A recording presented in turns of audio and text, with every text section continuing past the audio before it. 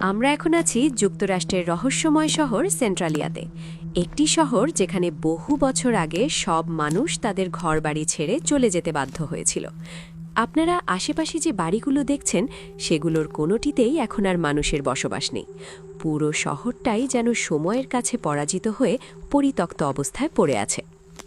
আমরা ধীরে ধীরে এই শহরের ভেতর দিয়ে হাঁটছি এবং একে একে সব কিছু আপনাদের সামনে তুলে ধরার চেষ্টা করছি।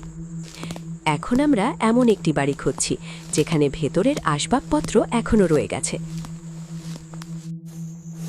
এই মুহূর্তে আমরা একটি ঘরের ভেতরে প্রবেশ করছি।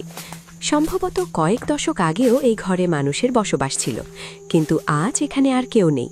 তারা চলে গেছে, রেখে গেছে তাদের ব্যবহৃত সব আসবাবপত্র। জিনিসগুলো এখনও আগের জায়গাতেই আছে, শুধু তার উপর জমে আছে ধুলাবালি আর চারপাশে মাকড়সার জাল। পুরো ঘরটাই নিঃশব্দ ও পরিত্যক্ত এক স্মৃতির মতো দাঁড়িয়ে আছে।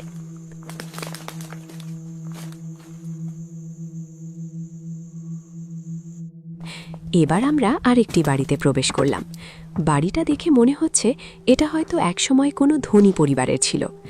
ভাবতে অবাক লাগে, এই বাড়িতেই একসময় হাসি, আনন্দ আর জীবনের গল্পে ভরপুর দিন কেটেছে, কিন্তু আজ সেই মানুষগুলো আর নেই, শুধু তাদের স্মৃতিগুলো রয়ে গেছে।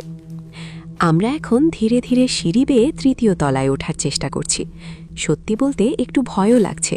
সিঁড়িগুলো এতটাই পুরনো যে কখন ভেঙে পড়ে কে জানে। উপরে তাকালেই দেখা যায় চারপাশ মাকড়সার জালে ঢেকে আছে আর ধুলোয় ভরে গেছে পুরো পরিবেশ। এই শহরের প্রায় প্রতিটি বাড়ির সামনেই এভাবে পরিত্যক্ত গাড়ি পড়ে থাকতে দেখা যায়।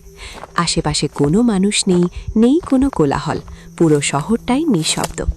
যারা নিরিবিলি শান্ত জায়গা পছন্দ করেন তাদের কাছে হয়তো এটা অদ্ভুতভাবে আকর্ষণীয় মনে হবে। আপনারা কি জানেন ঠিক কী কারণে এই শহর থেকে সব মানুষ চলে গিয়েছিল? এই বিষয়টি নিয়ে আমি আমার ফেসবুক পেজে দুটি ডকুমেন্টারি ভিডিও প্রকাশ করেছি, চাইলে সেগুলো দেখে নিতে পারেন।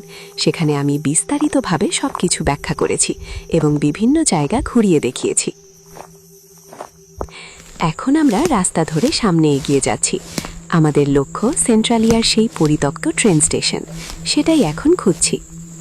আমরা একটি শর্টকাট রাস্তা ধরেছি যা একটি পুরনো বাড়ির পাশ দিয়ে গেছে।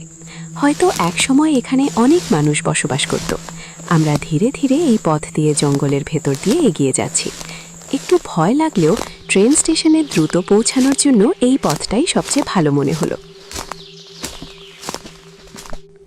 এটা হচ্ছে সেই সেন্ট্রালিয়ার পরিত্যক্ত ট্রেন স্টেশন। ওই দিকে আরও এগোলে আরও অনেক পুরনো ট্রেন দেখা যাবে, তবে আমরা এই দিকটাই আপনাদের দেখাচ্ছি। দেখুন কিভাবে দশকের পর দশক ধরে ট্রেনগুলো এভাবেই পড়ে আছে। এখন হয়তো এসব ট্রেনের ভেতর সাপ, পোকামাকড় বা নানা প্রাণীর বসবাস। আমরা নিরাপত্তার কারণে ট্রেনের ভেতরে যাচ্ছি না, দূর থেকেই এই দৃশ্য আপনাদের দেখাচ্ছি। আশা করি আজকের ভিডিওটি আপনাদের ভালো লেগেছে। ভালো লেগে থাকলে অবশ্যই ভিডিওটিতে একটি লাইক দিন। কেমন লাগলো কমেন্টে জানাতে ভুলবেন না। আর সেন্ট্রালিয়া নিয়ে আমার করা ডকুমেন্টারি ভিডিওগুলো দেখতে চাইলে আমার ফেসবুক পেজে গিয়ে দেখে নিতে পারেন।